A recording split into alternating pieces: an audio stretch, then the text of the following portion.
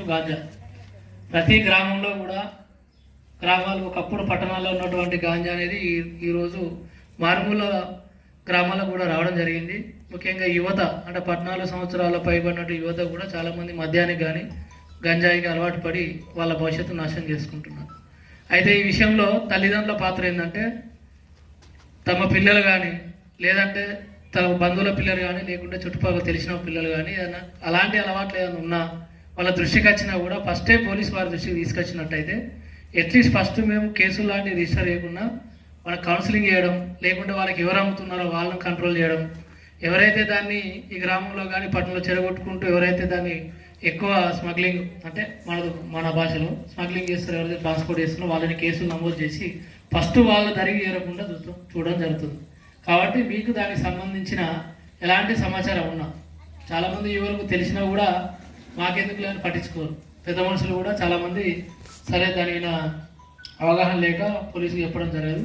ఏమంటే సమాచారం ఉన్నా మీరు చెప్పండి, దాని మీద 100% యాక్షన్ తీసుకోవడం జరుగుతుంది. రీసెంట్గా కూడా మన సెమినార్ కాలంలో ఒక 3 యువకుల మీద మీకు కేసు నమోదు చేసి ఫస్ట్ ఆఫ్ ఆల్ ఎవరైతే వాళ్ళ కన్స్యూమింగ్ స్టేజ్లో కొందరు అలవాటు పడరో వాళ్ళ కౌన్సిలింగ్ చేసి ఎవరైతే ఇప్పుడు పెద్దపల్లి నుంచి మన దగ్గర తీసుకొచ్చాం మేము వాళ్ళని మీకు కేసు రిజిస్టర్ చేసి జైలుకి పంపడం జరిగింది. ఒకటి. రెండవది ముఖ్యంగా రెగ్యులర్గా ఇప్పుడు ఆన్లైన్ ఫ్రాడ్స్ గురించి మీకు ఫోన్ల గురించి కానీ దాని గురించి ఆన్లైన్ ఫ్రాడ్స్ గురించి వీళ్ళు ఎక్స్ప్లెయిన్ చేయడం జరిగింది. ఎక్కువ రెగ్యులర్గా ఇప్పుడు మాకు పోలీస్ స్టేషన్లలో జనరల్ క్రైమ్స్ కంటే ఆన్లైన్ క్రైమ్స్ మాకు ఎక్కువ రిజిస్టర్ అవుతుంది. దానికి కూడా ఇప్పుడు ఎన్సీఆర్పీ పోర్టల్ అనేది ఉన్నది. మీకు ఈజీగా మీరు కంప్లైంట్ చేసుకోవడానికి 1930 అనే నెంబర్ ఉంటుంది. చాలామంది ఏంటంటే దాని గురించి అవగాహన లేక తెలుసుకున్న స్టడీడ్ పర్సన్స్ ఉంటారు వాళ్ళ దగ్గరికి వెళ్ళి, లేకుంటే ఎవరన్నా డిపార్ట్మెంట్ వాళ్ళు ఉంటే వాళ్ళని తెలుసుకొని పోలీస్ స్టేషన్కి అప్రోచ్ అయ్యేసరికి ఒక 2-3 డేస్ అవుతుంది. లేకుంటే కొందరైతే వాళ్ళ అబ్బాయిలు కానీ ఎవరైనా చదువుకునే వాళ్ళు ఉంటే వాళ్ళు వచ్చిన తర్వాతనే పోలీస్ స్టేషన్కి అప్రోచ్ అయ్యి అది చెప్పేసరికి ఏమైందంటే దానికి దీని డిఫరెన్స్. మీరేదన్నా ఆన్లైన్ ఫ్రాడ్ జరిగినప్పుడు మీ సెల్ ఫోన్ ఆన్లైన్ ఫ్రాడ్ అంటే అందరికి ఐడియా ఉంది కదా. ఇప్పుడు సెల్ ఫోన్లో ఓటీపీలు వచ్చి ఓటీపీ చెప్పడం ద్వారా డబ్బులు పోతున్నాయి. డిఫరెంట్ క్రైమ్స్ ఉన్నాయి, కూడా ఎక్స్ప్లెయిన్ చేస్తాను.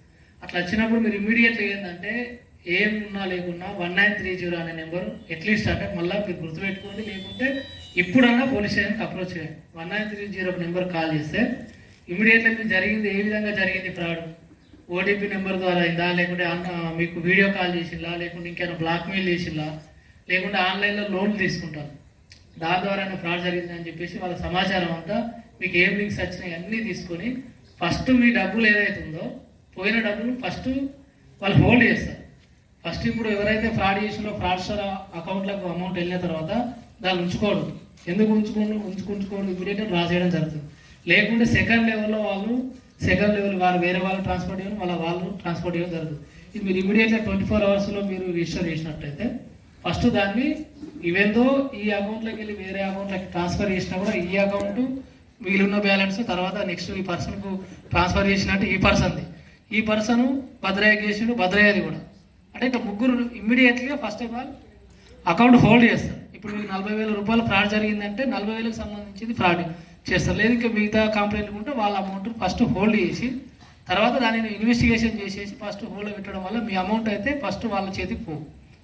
అట్లీస్ట్ తర్వాత ఇన్వెస్టిగేషన్ కంప్లీట్ అయ్యి మీరు పోలీస్ స్టేషన్లో కేసు రిజిస్టర్ అయ్యి తర్వాత మీరు ప్రాసెస్ చేసి కోర్టు ద్వారా మళ్ళీ రిలీజ్ చేసి అట్లీస్ట్ మీ అకౌంట్లో మీ అమౌంట్ మళ్ళీ మీకు రిటర్న్ కావడానికి ఆస్కారం ఉంటుంది. కాబట్టి మీరు ఇక మీదట మీకు కానీ లేకుండా మీ కుటుంబ సభ్యులకు కానీ ఎవరికైనా కూడా ఆన్లైన్ ద్వారా ఏమైనా సైబర్ ఫ్రాడ్ అయింది, మీ డబ్బులు వేనాయి.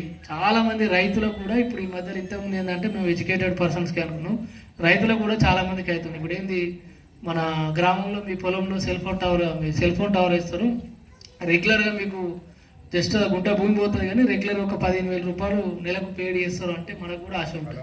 సరే అది బీడు భూమి ఉన్నది, పంట పండుతలేదు, ఓ మూలకు సెల్ ఫోన్ టవర్ వేస్తాం, మనం కూడా ఏమనుకుంటాం సరే అది దానంతా మనకు నెలకు రెగ్యులర్గా అయితే 15,000 8,000 8,000. ఇప్పుడు నేను జూలపల్లి చేసినప్పుడు సుల్తాన్పూర్లో ఇదే కాంప్లైంట్ వచ్చింది. 8,000 రూపీస్ నెలకు మీకు కిరాయి చెల్లించబడినట్టు వాళ్ళు ఇమీడియట్గా ఈ డాటా అంతా పంపించారు బ్యాంక్ అకౌంట్. ఫస్ట్ మీరు అంతా వేయాలంటే బ్యాంక్ అకౌంట్ పంపించినాక డబ్బులన్నీ ఫస్ట్ ఏదో ఓటీపీ అడుగుతాడు. మీ అందరికీ దాని గురించి అవగాహన ఉండదు కాబట్టి ఓటీపీ చెప్పినాక ఇమీడియట్గా ఫస్ట్ 1,50,000 ఉన్న అమౌంట్ అంతా వేయండి. అట్లా రైతులకు కూడా ఈ మధ్యలో జరుగుతుంది. లేకుంటే ఇప్పుడు రైతు మాఫీ గురించి అని రుణమాఫీ గురించి అను మీకు వల్లేదు ఆ సమాచారం సేకరించుకొని కూడా పర్లేదు మీరు ఎందుకు వాళ్ళలేదు ఒకసారి మేము వెరిఫై చేస్తాం ఓటీపీ చెప్పండి. ఏదో డిఫరెంట్ క్రైమ్స్ ఉన్నాయి. ఇప్పుడు ఆన్లైన్ చాలా మంది ఏం చేస్తున్నారు అంటే లోన్లు కూడా ఒకప్పుడు బ్యాంకులో తీసుకున్న వారు తెలిసిన వాళ్ళు ఉంటే అప్పు తీసుకున్న యాప్స్ జోలు ఏంటంటే ఇమ్మీడియట్గా వాడు ఈజీ ప్రాసెస్ అది. లోన్ యాప్ అప్లికేషన్స్ ఉన్నాయి, మీకు సంబంధిత లోన్ ఇస్తాం, ₹1,00,000 లోన్ ఇస్తాం, ఇన్స్టాల్మెంట్ వైజ్ ఇంత. లోన్ యాప్లో మీ మొత్తం వ్యక్తిగత డేటా ఏదైతుందో ఆధార్ కార్డు కానీ తర్వాత ఫోన్ నెంబర్లు కానీ అన్ని డేటా అప్లోడ్ చేస్తారు, ఆ లోన్ తీసుకుంటారు. ఇక్కడ జరిగేది ఏంటంటే ఇప్పుడు చాలామంది సూసైడ్ చేసుకున్నారు ఈ విషయంలో. లోన్ తీసుకున్న తర్వాత ఇప్పుడు కంప్లీట్ ఇప్పుడు ఫర్ ఎగ్జాంపుల్ 50,000 లోన్ తీసుకుంటే 50,000 వరకు 10,000 లేకుండా 5,000 చొప్పున 10 నెలలు కట్టిన తర్వాత సరే వడ్డీతో ఒక 1 ఇయర్ మీకు కంప్లీట్ అయిపోయిన తర్వాత కూడా మళ్ళీ మీకు ఇంకా మీరు లోన్ కట్టలేదని చెప్పేసి మళ్ళీ అరే నేను లోన్ ఆల్రెడీ పేమెంట్ చేసినా కదా మళ్ళీ ఎందుకు చేస్తుందంటే నేను వాడు బ్లాక్మెయిల్ చేస్తాను. ఏం బ్లాక్మెయిల్ చేస్తుందంటే మీరు ఇచ్చినప్పుడే మీ వ్యక్తిగత డేటా మొత్తం ఇస్తుంది, మీ ఫోన్ మీ కంప్లీట్ ఏదైతే ఆ లోన్ యాప్స్లో కూడా మీ లింక్స్ పంపి ఈ లింక్స్లో మీరు జాయిన్ కండి ఆ లింక్స్ అని చెప్పేసి అన్నప్పుడు మీ కంప్లీట్ మీ మొబైల్ అనేది వాళ్ళ హ్యాక్ అయిపోయి